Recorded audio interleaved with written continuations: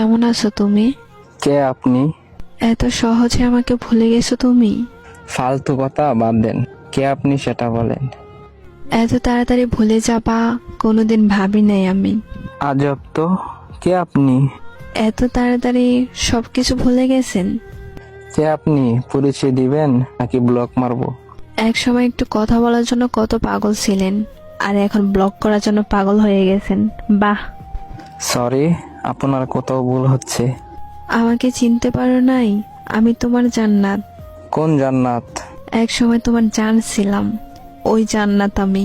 সে তো অনেক আগেই মরে গেছে আমার কাছে। এত তাড়াতাড়ি মাটি দিয়ে দিলে আমাকে।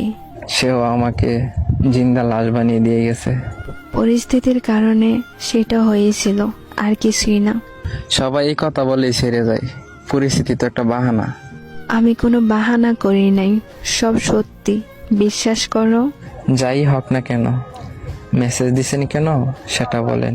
একটা কথা বলার ছিল। জি বলেন। নতুন মানুষকে নিয়ে ভালোই সুখে আছো তাই না?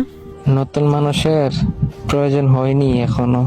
তাহলে আগের মানুষটাকে তোমার জীবনে আবার নতুন করে গ্রহণ করে নাও।